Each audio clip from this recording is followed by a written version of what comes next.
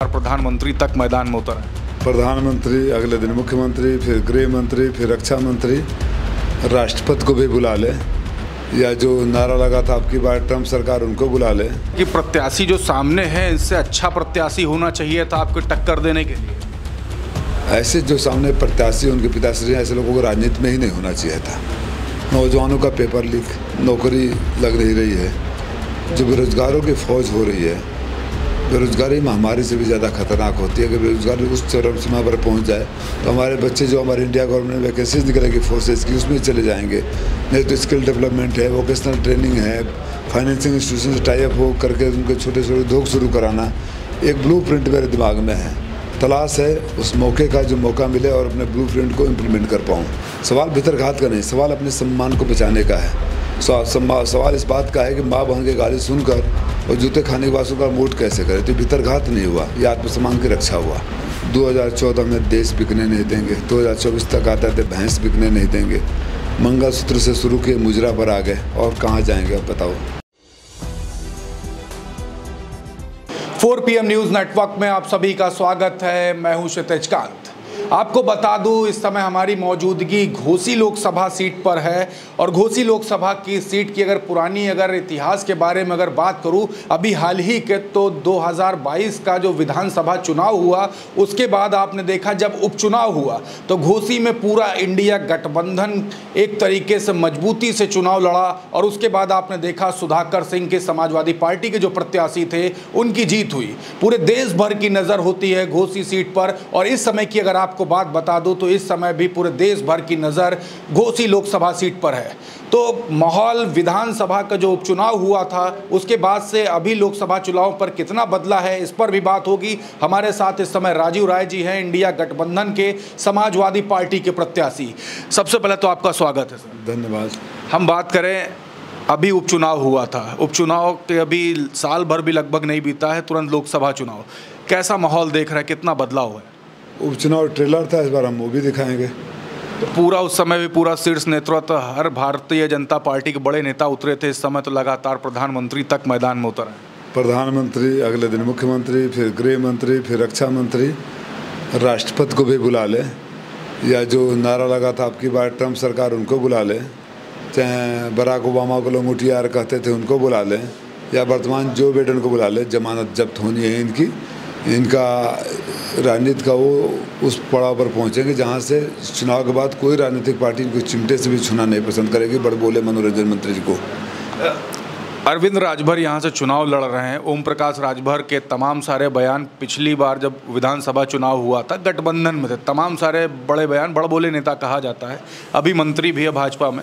लेकिन जो राजनीति का स्तर है अचानक से फ्लक्चुएट करना, इस पर क्या कुछ सोचते हैं? इस हद तक राजनीति गिर जाएगी बताइए।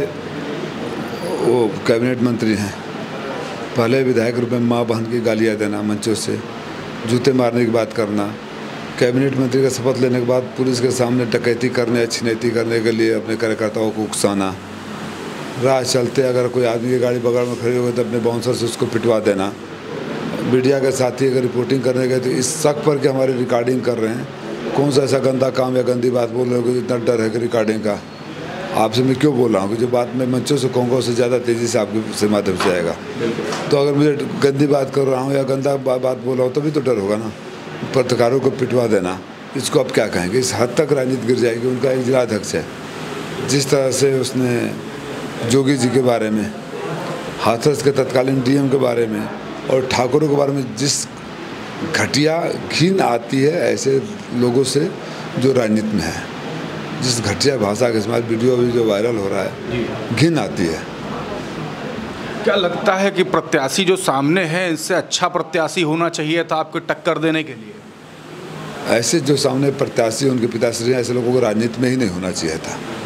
ये जो प्रवचन कर रहे हैं इनका संस्कार वही है भाई। चरित्र तो बाहर आ जाता है ना। अगर मैं आपको कहूँ कि गाड़ी आए उसको लूट लेना, 9 लाख पॉकेट में रख लेना, 1 लाख दरोगा को दे देना, तो पता चल गया मेरी मानसिकता क्या है। उसी काम के लिए बेहतर है ये। राजनीति वैसे लोगों को नहीं होना चाहिए।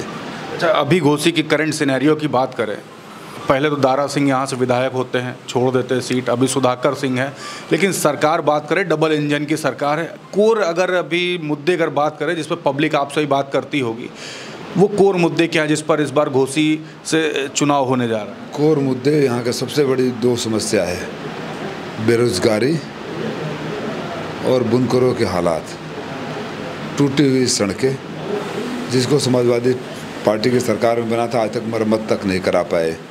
अगर आप मुझे पता नहीं उपचुनाव में कवरेज करने आए होंगे तो उन तमाम सड़कों पर जिन्होंने मन से दावे किए थे कि हमने पास कर दिया, आचार संहिता के बाद ये ठीक हो जाएगा, मैं चाहूँगा कि उन सड़कों पर ज़रूर जाइएगा।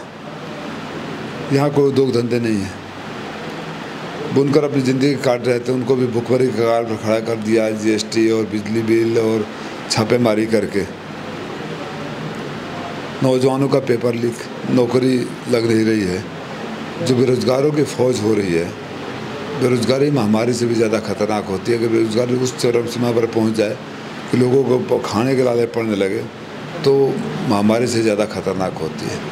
जिस दौर में इन्होंने धकेल दिया है घोसी को, जनता इन्हें कभी माफ़ नहीं करेगी। जब हमारी सरकार थी तो कम से कम लगातार भर्तियाँ होती थी, शिक्षा विभाग में लगातार रिकॉर्ड 5 लाख शिक्षा विभाग में खाली भर्ती हुई थी, पुलिस की भर्ती हुई, लेखपालों की भर्ती हुई, चिकित्सा विभाग में भर्ती हुई। यहाँ भर्ती पेपर लीक हो जा रहा है। अपने टेंडर के पेपर कोई लीक नहीं होता जो मित्रों को देना होता है, लेकिन बच्चों का भविष्य वाला पेपर लीक हो जाता है। अगर आपकी बात की जाए, इंटेलेक्चुअल क्लास हैं, एजुकेशन को ज़्यादा बढ़ावा देते, कई सारे कॉलेजेस भी खोल रखे हैं। एजुकेशन के स्तर की अगर बात की जाए मौजूदा स्थिति में, तो उस पर क्या कुछ कहेंगे, क्योंकि लगातार आप तो वर्क कर रहे हैं इसको लेकर के? यहाँ देखिए, मैं बच्चों से कहता हूँ कि ऐसा नहीं कि टैलेंट की कमी है, उनको अपॉर्चुनिटी नहीं मिल रही है, फैसिलिटी नहीं मिल रही है। वो काम मैं करूँगा, मैं वादा करता हूँ वो काम मैं करूँगा। जो बच्चे हैं, ऐसा नहीं कि जो दिल्ली के राजेंद्र नगर में बड़े कोचिंग सेंटरों में जाते हैं सुपर इंटेलिजेंट होते हैं, उनके माँ बाप एफर्ट कर लेते हैं कि वहाँ चले जाए लाख रुपया देकर। वो अगर सुविधा यहीं मुहैया कराई जाती, यहाँ के बच्चे भी ISPCS हो सकते हैं, यहाँ के बच्चे भी टेक्निकल सर्विसेज और B ग्रेड के सर्विसेज में जा सकते हैं।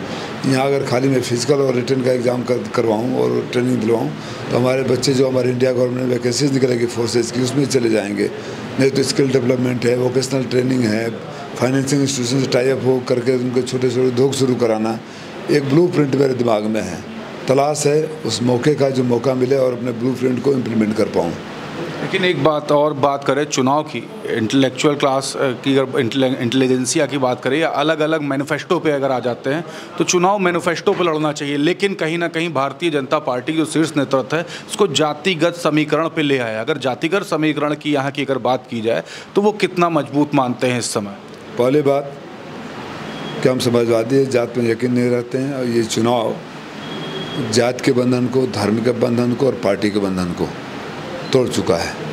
मुझे चुनाव भाजपा के लोग भी लड़ा रहे हैं, मुझे चुनाव वो लोग भी लड़ा रहे हैं जो भाजपा के वोटर माने जाते हैं, और मुझे चुनाव वो भी लड़ा रहे हैं जो समाजवादी पार्टी के वोटर माने जाते हैं। बावजूद इसके अगर आप जानना चाहते हैं तो जाति समीकरण जोड़ लीजिए। सवर्ण मेरे साथ है, साड़ी छोटी कोई ऐसी बिरादरी नहीं जिसका वोट हमें न मिल रहा हो, प्लस जिसको आप मीडिया के साथ ही मूल मतदाता कहते हो मेरे साथ है, ये है। तो 55% में तो मैं अकेले खड़ा हूँ, 45% में दोनों हैं, और यही परिणाम होगा। रिकॉर्ड करके रख लीजिएगा, आपको ये मेरे बयान 5 तारीख को दिखाने पड़ेंगे कि मैंने पहले बोला था। आपने कहा कि भारतीय जनता पार्टी के लोग भी आपको चुनाव लड़ा रहे हैं, तो क्या ये मान लेना चाहिए कि घोसी में भाजपा जो अपना प्रत्याशी लड़ा रहा है यहाँ से अरविंद राजभर, अंदर ही भीतरघात हो चुकी है? भीतरघात का बात नहीं है। अगर आज भाजपा के कार्यकर्ता हैं, ईमानदारी से बताइएगा, पत्रकारिता से लगे भाजपा के कार्यकर्ता है और वो आदमी आपको ऊपर करने तो उस आदमी को वोट देने के कह रहा है जिसने आपकी माँ बहन को गाली दिया हो, आपको जूते मारने की बात करी हो, तो क्या EVM में बटन दबाने से पहले अपनी माँ बहन का चेहरा याद नहीं आएगा? कैसे वोट करेगा? सवाल भीतरघात का नहीं, सवाल अपने सम्मान को बचाने का है। सवाल इस बात का है कि माँ बहन की गाली सुनकर और जूते खाने के बाद सुनकर वोट कैसे करे? तो भीतरघात नहीं हुआ, ये आत्मसम्मान की रक्षा हुआ। बिल्कुल। और 6 चरण के मतदान हो चुके। 6 चरण के अगर मतदान की बात की जाए, प्रधानमंत्री मोदी के भाषणों की ही बात की जाए, तो वो मंगलसूत्र से उतर करके कई सारी बातें लगातार हुई। अब ऐसी आपत्तिजनक भी बातें मन से होने लगी है जो नहीं होनी चाहिए। बहसों की बातें होती हैं कि 2 में से 1 रहेंगी, मकान की बातें होती हैं कि 2 में से 1 रहेगा। इस तरीके की बातें, जो भाषा शैली जो लगातार जो चेंज हो रही है, इस पर क्या कहेंगे, क्या मन में आता है? क्योंकि प्रधानमंत्री भी आपके सामने पीड़ा होती है, क्योंकि प्रधानमंत्री सिर्फ भाजपा के नहीं है, उन्होंने स्तर को उस हद तक गिरा दिया है। 2014 में देश बिकने नहीं देंगे, 2024 तक आता थे भैंस बिकने नहीं देंगे, मंगलसूत्र से शुरू किए मुजरा पर आ गए, और कहाँ जाएंगे अब बताओ। कभी आपने कल्पना किया था कि प्रधानमंत्री की भाषा होगी? मैं उन शब्दों का इस्तेमाल नहीं करता। अगर मेरे प्रधानमंत्री नहीं होते तो इनको आईना अच्छा से दिखाता। अभी भी इन तमाम बातों को सुनकर मैं भगवान से प्रार्थना करूँगा प्रधानमंत्री को इतनी सद्बुद्धि दे के गरिमा बनाए रखें कि वो प्रधानमंत्री मेरे भी हैं, इस देश के हैं, और जब देश का प्रतिनिधित्व करते हैं हिंदुस्तान के प्रधानमंत्री हैं। हम मुजरे की बात करेंगे, गाय की बात करेंगे, मंगलसूत्र की बात करेंगे, महंगाई की बात नहीं करेंगे, बेरोजगारी की बात नहीं करेंगे, बिकती हुई संपत्तियों की बात नहीं करेंगे, रुपये की गिरती हुई कीमत की बात नहीं करेंगे, देश पर बढ़ते हुए कर्जे की बात नहीं करेंगे। तो आप प्रधानमंत्री मुजरा के लिए, मंगलसूत्र के लिए बनाया गया था, किन बातों के लिए बनाया गया था? एक बात और, 2022 का विधानसभा चुनाव होता है, टारगेट आपको भी किया गया था, छापेमारी स्टार्ट आप ही के यहाँ से हुई थी। क्या लगता है भारतीय जनता पार्टी में टारगेट किया गया, आप रडार पे हैं लगातार? जनता बदला लेगी, जनता बदला लेगी। सूद ब्याज समेत उसकी कीमत चुकानी पड़ेगी। जो मेरे को प्रताड़ित कर रहे हैं, भाजपा को कीमत चुकानी पड़ेगी। तब भी जब छापे पड़े थे तो गाजीपुर, बलिया, मऊ, आजमगढ़ में 24 सीटें हमारी थी विधानसभा की। पूरा प्रदेश जीत गए, 24 में से 20 हार गए। इस बार खाता भी नहीं खुलेगा इनका यहाँ। और यहाँ का प्रत्याशी की जमानत जब्त होगी। जनता उस दिन का इंतजार कर रही थी कि उसकी सेवा करने, उसको राशन देने वाले, उसको अनाज देने वाले, उसको दवाई देने वाले, उसकी इलाज कराने वाले, बच्चों को गोद लेने वाले के ऊपर छापे मारे जा रहे हैं, वो भी काम न कर पाए, तो उसका बदला जनता लेगी। कोरोना टाइम में आपने काफ़ी हेल्प की, सोशल मीडिया लगातार हो रहा है। यहाँ आप सुबह आइएगा, देखिए मरीजों की लाइन होगी, लगातार होता है। कोरोना नो कोरोना, कोरोना में भयावह परिस्थिति थी, उसके हिसाब से काम किया गया। अदरवाइज ऑल 365 डेज जो चलता रहता है, तो उसका बदला लेगी ना। एक तो आप करते नहीं हो, दूसरा करता तो उस पर छापा मारते हो, उस पर टॉर्चर करते हो, तो गुस्सा तो आएगा ना। छापे मारे गए, उसके बाद भी कुछ भी क्लियर नहीं हो पाया कि जो भी बातें जो सोशल मीडिया पर रखी गई या चैनल्स पर रखी गई भारतीय जनता पार्टी के नेताओं द्वारा, वो चीज़ें आप पर। मैं उसी दिन ABP न्यूज़ पर और हिंदुस्तान अखबार वाले को मैंने बोला था 10 करोड़ का मानहानि का दावा कर रहा हूँ। और ABP न्यूज़ पर मैंने खुले रूप से कहा था जितना तुम दिखा रहे हो उसका 95% तुम रख लो, 5% मुझे वापस कर दो। ये फर्जी लोग हैं, ये झूठे लोग हैं, ये नफरती लोग हैं। और गोदी मीडिया में बैठे हुए कुछ इनके चमचे इनकी बातों को ऐसे कहते हैं जैसे वही अधिकारी हों। वो कहाँ गया पत्रकार जो बता रहा था कि 24 बैंक लाकर है, 500 करोड़ रुपया वहाँ है विदेश में? कहाँ गया पत्रकार? मैंने जो ही बोला यहाँ हिंदुस्तान अखबार वालों की कि 10 करोड़ का नोटिस भेजूंगा, अगले दिन कोरिजेंडम छाप दिए। तो ये बोलते हैं ना कि गमलों में उगे हुए लोग कहते हैं, करते हैं बरगद की बातें, और घुटने पर टुके हुए लोग ये हैं। एक बात और है, आप ब्राह्मण समाज से हैं, राय हैं, भूमिहार ब्राह्मण है।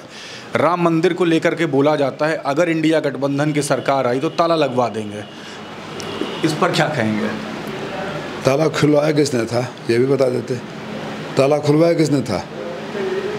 राजीव गांधी के समय पर। फिर ऐसे लोग, मतलब इनकी बात बताइए, ये तो कुछ भी कहेंगे ना। क्या हुआ? 15 लाख दे दिए, 2 करोड़ रोजगार दे दिए, रुपए की कीमत मजबूत हो गई, देश से कर्जा खत्म हो गया। जो लोग वो सब बोल के भूल गए, इनकी बातों को कोई सीरियस नहीं लेता है क्या? प्रधानमंत्री जी यहाँ आए थे, स्वर्गीय कल्पनाथ राय जो मऊ के जनक, उनका नाम तक नहीं लिए। वही हिंदू मुसलमान किसी पर, अब तो लोगों को पता होता है कि प्रधानमंत्री जी क्या बोलेंगे। कोई जा गया नहीं, 12-13 मिनट में बोल। जब लोग निकलने लगे वहाँ से बोलते समय तो 12-13 मिनट में भाषण खत्म करके जाना पड़ा। जो प्रधानमंत्री जी घंटों भाषण देने के लिए जाने जाते हैं, 12 मिनट में भाषण खत्म करके निकल दिए, क्योंकि बोलते रहे 10 लोग निकलते रहे। 2014 में आपने चुनाव लड़ा था पिछला, उसके बाद 2024 में एक दशक जो बीता है, इसमें जो लगातार जो पॉलिटिक्स में जो चेंजमेंट हुआ, आप तो ग्राउंड पे यहाँ पे घोसी में लगातार डटे रहे, जो पॉलिटिक्स में जो चेंजमेंट हुआ है उस पर क्या मन में आता है? पीड़ा होती है, निराशा होती है। फिर मैं सोचता हूँ कि सिस्टम से बाहर आकर सिस्टम को गाली देना आसान है, सिस्टम में रहकर दुरुस्त किया जाए। जब मैं कहता हूँ कि नेता भाग जाते हैं, जब मैं कहता हूँ कि नेता सुख दुख में नहीं होते हैं, तो कम से कम ये काम करूँ कि मैं किसी पद पर रहूँ न रहूँ, जहाँ जिस क्षेत्र को अपना कर्म भूमि माना है उसके सुख दुख में मैं रहूँ, तभी मुझे हक है दूसरे को कहने का। और मैंने अपने कर्म, वाणी और आचरण से साबित किया है कि मैं औरों से अलग हूँ। लास्ट में रिस्पांस की बात कर ले तो पब्लिक रिस्पांस कैसा दे रही है? ये तो आप भी ग्राउंड पर देखते होंगे कि जनता चुनाव लड़ा रही है, कोई लड़ाई तो है नहीं। अब जो लोग बहुत बोलते थे 5 तारीख को जाकर उनसे ले लीजिएगा। बिल्कुल। आखिरी में क्षेत्र की जनता, 1 तारीख को मतदान होना है, क्षेत्र की जनता क्या कह रहे हैं? घोसी की जनता आपको सुन रही है। घोसी के मारी को जो किसी का नहीं था वो आपका नहीं होगा, जो हमेशा से आपका था, आपका है, आपका रहेगा। राजीव राय 10 सालों में न तो क्षेत्र बदला न तो पार्टी बदला, तमाम यातनाएं झेल रहे हैं। आपकी सेवा करने के लिए आखिरी सांस तक सेवा करता रहूँगा। चुनना उसी का जो आपका हो। Thank you very much. तो हमारे साथ राजीव राय जी थे, आप सुन रहे थे। 2024 का लोकसभा चुनाव है, 1 जून को यहाँ पर मतदान होना और 4 जून को प्रधानमंत्री चुना जाने वाला है। जुड़े रहिएगा 4 PM न्यूज़ नेटवर्क के साथ। ग्राउंड रिपोर्ट के लिए मैं हूं क्षितिज कांत, कैमरा पर्सन शुभम के साथ। धन्यवाद।